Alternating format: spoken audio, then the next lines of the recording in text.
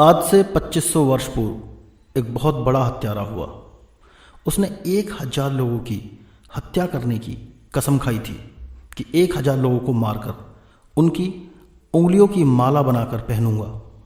इसीलिए उसका नाम अंगुली माल पड़ गया, क्योंकि उंगलियों की माला उसने पहन ली थी। 999 लोग उसने मार दिए थे और आखिरी 1000वें व्यक्ति की वह प्रतीक्षा कर रहा था। वह जिस जंगल में छिपकर बैठा था वहां कोई आता जाता नहीं था। उसकी मां भी वहां जाने को राजी नहीं थी। बुद्ध उस रास्ते से गुजरते थे तो लोगों ने कहा कि आप ना जाएं। बनते, वह आदमी खतरनाक है, वह सोचेगा ही नहीं कि आप कौन हैं, वह तो अंधा है। उसने 999 आदमी मार डाले हैं और राजा भी उससे कपता है और सैनिक भी उससे डरते हैं। आप मत जाइए। लेकिन बुद्ध ने कहा, अगर मुझे पता नहीं होता तो शायद मैं नहीं जाता, लेकिन अब मुझे पता है कि वह बेचारा आखिरी व्यक्ति की प्रतीक्षा कर रहा है। 999 उसने मार डाले हैं, उसे 1000वां आदमी चाहिए। उसकी प्रतीक्षा का क्या होगा, यह भी तो जरा सोचो। तो मैं जाता हूं। बुद्ध अकेले ही जंगल की तरफ चले गए। वहां अंगुलीमाल फर्शे पर धार रखने लगा, यह देखकर कि कोई आ रहा है। लेकिन वह भी बहुत आश्चर्यचकित था, क्योंकि वर्षों से उस रास्ते पर कोई आया ही नहीं था। यह कौन नासमझ मरने आ रहा है। और उसने गौर से देखा कि उस व्यक्ति ने गैरिक वस्त्र पहन रखे हैं, मतलब कोई सन्यासी आ रहा है।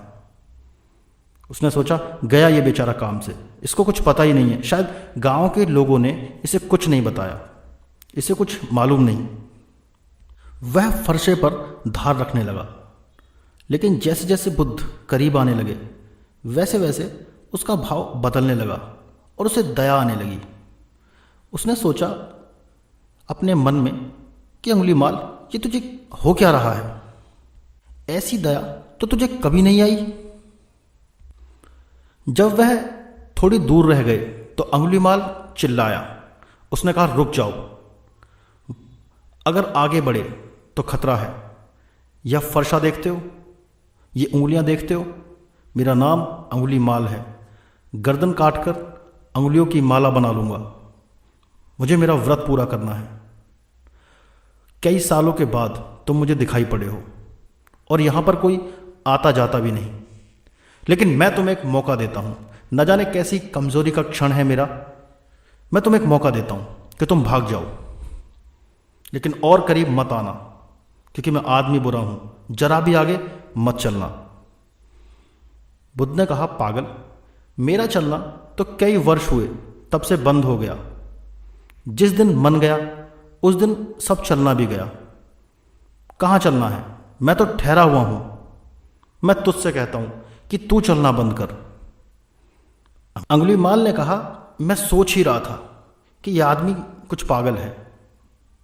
चल तुम रहे हो और मुझसे कहते हो कि चलता नहीं, और मैं बैठा हुआ फर्शे पर धार रख रहा हूं और मुझे कह रहे हो कि चलना बंद कर। तुम्हारा दिमाग खराब है। अब मैं समझा कि तुम कैसे चले आ रहे हो। बुद्ध ने कहा, ठीक है, मगर मैं तुझसे फिर कहता हूं, मैं रुका हुआ हूं। तू चल रहा है, तेरा मन अभी बहुत दौड़ता है यहां वहां, इसीलिए मैं कहता हूं कि तू चल रहा है। और बुद्ध और पास आ गए।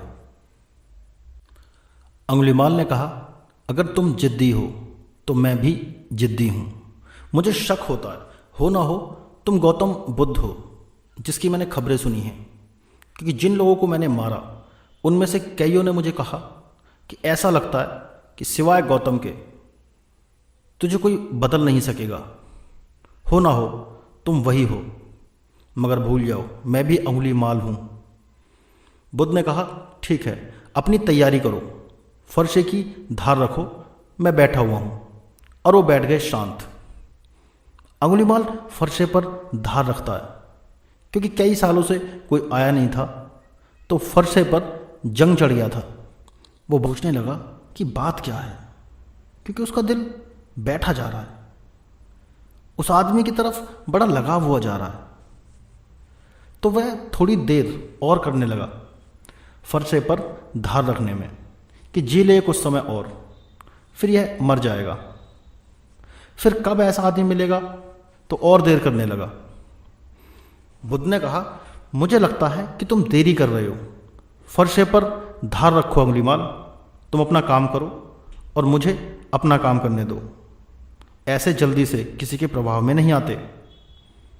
अंगुलीमाल ने कहा कि तुम आदमी कैसे हो, मरने को तत्पर हो, आत्महत्या करने की तुमने सोच ही रखी है।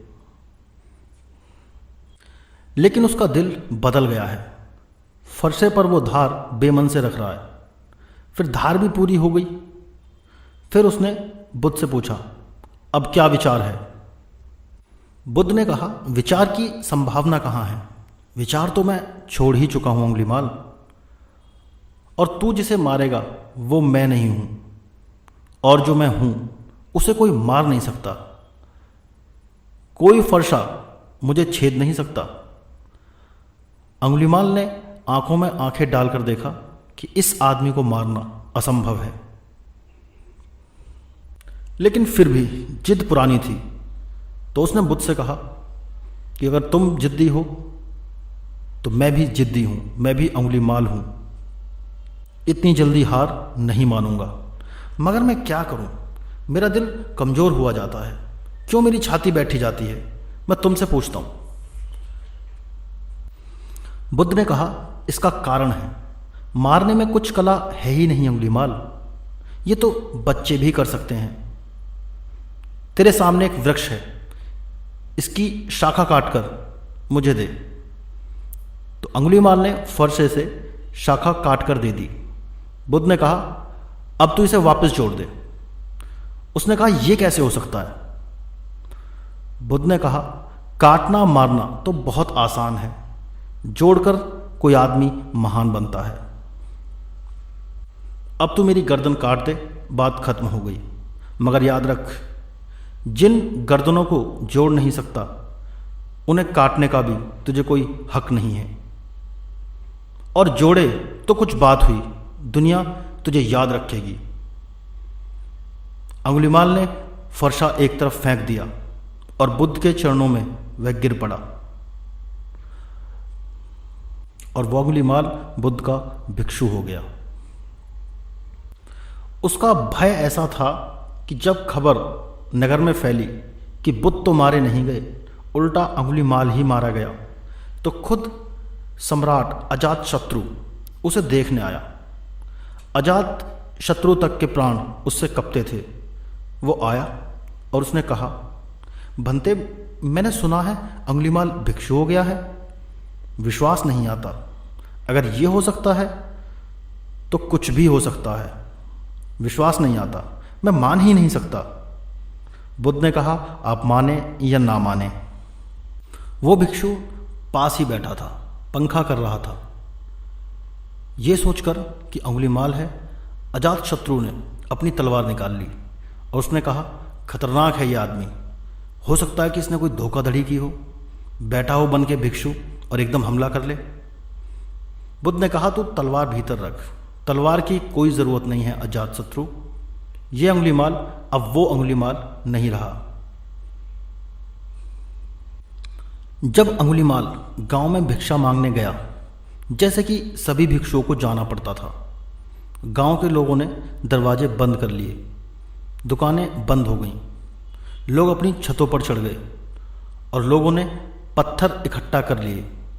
और कहते हैं, जब अंगुलीमाल बीच सड़क पर था तो लोगों ने पत्थर मारे। अंगुलीमाल बीच में ही खड़ा रहा, सिर पर पत्थर गिरते रहे और लहू बहता रहा, और वो कहता रहा, बुद्धम शरणम गच्छामि, संघम शरणम गच्छामि, धम्मम शरणम गच्छामि। ऐसा कहते कहते वह नीचे गिर गया। बुद्ध को खबर मिली तो वह आए। आखिरी घड़ी थी। बुद्ध ने कहा, अंगुलीमाल, तेरा क्या भाव है? उसने कहा, आप और पूछते। ठहरे हुए का क्या भाव, रुके हुए का क्या भाव। तेरे मन को कुछ हुआ अंगुलीमाल? अंगुलीमाल ने कहा, नहीं हुआ, मैं बस देखता रहा, साक्षी रहा। अंगुलीमाल ने कहा, होता भी क्या, मैं देखने वाला हूँ, दृष्टा हूँ। यही तो आपने सिखाया है, यही तो आपने समझाया है। बुद्ध उससे बोले, अंगुलीमाल, तू ब्राह्मण होकर मर रहा है, ब्रह्म ज्ञान को उपलब्ध होकर तू मर रहा है, तू अरिहंत हो गया। ऐसा जब अंगुलीमाल मर गया और भिक्षुओं ने पूछा, भंते, अंगुलीमाल मरकर कहाँ उत्पन्न हुए होंगे? तो बुद्ध ने कहा, भिक्षुओं, मेरा वह पुत्र परिनिवृत्त हो गया है, परिनिर्वाण को उपलब्ध हो गया है। अब उसका कोई जन्म नहीं होगा, वो जन्म और मरण के पार हो गया है, अब वह वापस नहीं लौटेगा। भिक्षुओं ने कहा, भंते, इतने लोगों को मारकर परिनिर्वाण को उपलब्ध हो गया? भिक्षुओं को भरोसा ना आया। बुद्ध ने कहा, हाँ भिक्षुओं, सोए सोए उसने बहुत पाप किए, लेकिन जागकर पुण्यों से उन्हें काट डाला। ऐसे वह शून्य भाव में डूबकर निर्वाण को उपलब्ध हो गया है। लेकिन भिक्षुओं ने फिर पूछा, भगवान, उसे तो ज़्यादा समय भिक्षु हुए भी नहीं हुआ था, उसने पुण्य किए ही कहाँ? बुद्ध ने कहा, कभी कभी एक पुण्य का छोटा सा कृत्य भी अगर समग्रता से किया जाए तो सारे पापों को नष्ट कर देता है, काट डालता है।